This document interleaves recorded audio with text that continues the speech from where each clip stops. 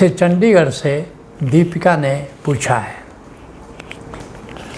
प्रकृति के संग हम शांति और उमंग क्यों महसूस करते हैं? बात बिल्कुल ठीक है। तुम सबका भी अनुभव है, अगर प्रकृति में चले जाओ तो बड़ी शांति का अनुभव होता है, बड़ी उमंग तरोताजगी का अनुभव होता है। ये बात सच है। अब आओ विश्लेषण करते हैं। पहले विश्लेषण करते हैं कि शांति क्या है, उमंग क्या है, और फिर प्रकृति से इसका क्या संबंध है, जो कि हम प्रकृति में जाते हैं तो शांत हो जाते हैं, उमंगित हो जाते हैं। तो पहले आओ जानते हैं शांति क्या है। शांति एक उत्तेजना शून्य अवस्था है जहाँ पर कोई विकार नहीं रहता। जब शांत चित्त है, मुख्य रूप से क्या विकार है? 6 विकार है। काम है, क्रोध है, लोभ है, मोह है, ईर्ष्या है, द्वेष है। शांत चित्त अवस्था में ये 6 जो विकार हैं ये समाप्त हो जाते हैं। वहाँ कोई उत्तेजना शून्य अवस्था, कोई क्षोभ नहीं रहता, कोई टर्बुलेंस नहीं रहता, कोई इरिटेशन नहीं रहता। उस स्थिति को शांत स्थिति कहते हैं। दूसरा, फिर उमंग क्या है? इसमें एक ताजगी रहती है, एक फ्रेशनेस रहता है और नूतनता रहती है। देखोगे कोई नई चीज़, नई पिक्चर आई है, नई जगह तुमको जाना है, नई जगह पर्यटन के लिए तुमको जाना है, कहीं जंगल में जाते हो, एक नई जगह, तो नूतनता रहती है हमेशा। और नूतनता से, न्यूनेस से उमंग का संबंध होता है। और फिर एक प्रकार की ऊर्जावान अपने आप को महसूस करते हो। कहीं कहीं देखते हो, कभी कभी लूटे पीटे महसूस करते हो, लेकिन उमंग जब ऊर्जा एकाएक देखोगे अपने भीतर, तुम ऊर्जा महसूस करोगे, शक्ति महसूस करोगे। और फिर मन के तल पर, शरीर के तल पर ऊर्जा महसूस करोगे, मन के तल पर उत्साह रहता है, एक ज़ील रहता है, और उसी तरह से हृदय के तल पर एक उल्लास रहता है, उल्लास रहता है हृदय के तल पर। और उसी तरह से कुछ नया करने की तमन्ना रहेगी तुमको, कुछ नया करते, कोई ये एक नया जोश जिसको कहते हैं कि नया जोश रहता है। इस स्थिति का नाम उसको कहते हैं उमंग। और एक जिसको कहते हैं, अब पूछ रहे हो कि ये प्रकृति में क्यों इस तरह हमको शांति मिलती है, क्यों हमको उमंग मिलती है? इसका एक बड़ा कारण है, ऊर्जा का एक विज्ञान है।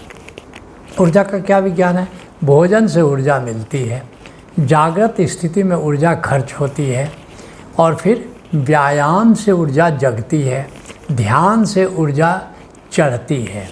और जहाँ जहाँ, जैसे मान लो हर स्थान की एक ऊर्जा होती है, तो जैसे ऊंचाई पर जब जाओगे तो ऊर्जा बढ़ती है, और जितने नीचे स्थलों पर जाओगे तो ऊर्जा घटती है। भीड़ में जाओगे तो ऊर्जा घटती है, एकांत में जाओगे तो ऊर्जा बढ़ती है। तो ये जो ऊर्जा तुमको मिलती है कुछ स्थान से को, जैसे कहीं संत के पास जाओ, गुरु के पास जाओ, तो एक ऊर्जा का वर्तुल रहता है वहाँ पर। और इस तरह से ऊर्जा बढ़ने से भी शांति बढ़ती है, उमंग बढ़ती है। तो जैसे वृक्ष के निकट जाओगे तो वृक्ष के निकट तुम ऊर्जा सडनली उत्थान पाओगे। जैसे जल के निकट जाओगे तो जल के निकट जो है वो ऊर्जा तो देखोगे कि बढ़ गया।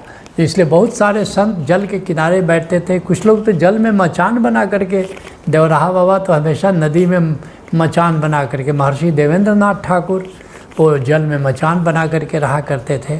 तो निश्चित रूप से जो ऊर्जा का जो उत्थान होता है, उस ऊर्जा के उत्थान से भी एक शांति आती है, एक उमंग आता है।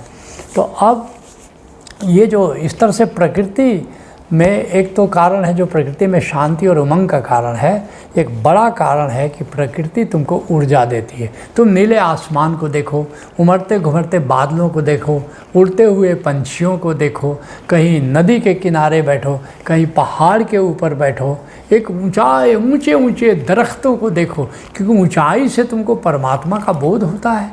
और इस तरह से वहाँ शांति भी मिलती है, उमंग भी मिलता है। और प्रकृति में शांति का क्या कारण है? एक तो प्रकृति स्वयं शांत है। कहीं भी प्रकृति, यहाँ जो मनुष्यों के पास रहते हुए वो स्वयं उत्तेजित लोग हैं। एक भीड़ में चले जाओ, स्वयं उत्तेजना से भरे हुए लोग हैं, तो उनकी तरंगे तुमको मिलती हैं, तुम भी उत्तेजित हो जाते हो। लेकिन प्रकृति स्वयं में शांत है, प्रकृति में कोई उत्तेजना नहीं होती है, इसलिए प्रकृति तुमको शांति में ले जाती है। और जैसा मैंने बताया, ऊर्जा का उत्थान होता है, तो इसलिए भी चित्त में एक शांति मिलती है। और फिर प्रकृति, और तो इस तरह प्रकृति तुमको शांति में ले जाती है। लेकिन प्रकृति का उमंग से क्या संबंध है? प्रकृति का, जैसे प्रकृति सदा नई है, सदा नई है। जब भी प्रकृति को देखोगे कभी पुरानी नहीं पड़ती। चाहे उसी पेड़ को तुम बार बार देखो, उसमें तुमको बासी कुछ नहीं नज़र आएगा। प्रकृति में हमेशा नयापन है, तो इसलिए भी प्रकृति में तुमको उमंग मिलती है। और सबसे बड़ी बात है कि उमंग का जो संबंध है 5 तत्वों से है। पृथ्वी तत्व, जैसे मान लो कई बार कुछ लोग क्या करते हैं कि अपना पैर चप्पल पहन के हमेशा रहते हैं, पृथ्वी तत्व से कट जाते हैं। और कैसे पहचान है? तुम किसी चीज़ को छूओगे तो करंट लगेगा, इसका मतलब प्रकृति तत्व से तुम कट गए हो। और अगर इस तरह कट जाओगे तो तुम्हारे भीतर एकदम लूटा पिटा होने का एहसास शुरू हो जाता है। तो 5 तत्व से हमें जुड़ करके रहना होता है, ताकि एक उमंग, एक उत्साह बना रहे। तो ये जो पृथ्वी तत्व से जुड़ना है, उसी तरह से प्रकृति में जल तत्व होता है। जल तत्व से जो कट जाएंगे उदास हो जाएंगे, डिप्रेस्ड रहेंगे। डिप्रेशन की मुख्य दवा है कि अधिक से अधिक समय प्रकृति के सानिध्य में बिताओ। तो जल तत्व, उसी तरह से अग्नि तत्व। बहुत सारे साधुओं को, संतों को देखते होगे धूनी के पास बैठते हैं। धूनी के पास बैठते ही ऊर्जा तुम्हारी ऊर्ध्वगामी हो जाती है और एक तरह उमंग में तुम आ जाते हो।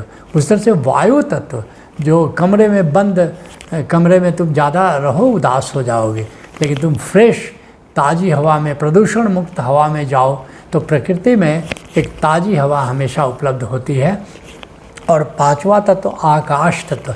आकाश से जुड़ो, क्योंकि आकाश तत्व से आकाश भरपूर है, ईथर भरा हुआ है। इसलिए मैंने कहा जैसे ऊंचे पहाड़ को देखो या ऊंचे दरख्त को देखो, आकाश तत्व से जुड़ना हो जाता है। तो इस तरह 5 तत्व वहाँ उपलब्ध होते हैं और ये 5 तत्व तुमको उमंग प्रदान करते हैं। और तुम देखोगे प्रकृति सदा नई है, इसलिए भी उमंग देती है। तो इसलिए तुम जो पूछते हो कि शांति और उमंग प्रकृति में क्या कारण से मिलती है, तो ये सब कारण है जिससे हम प्रकृति में शांति पाते हैं, प्रकृति में उमंग पाते हैं।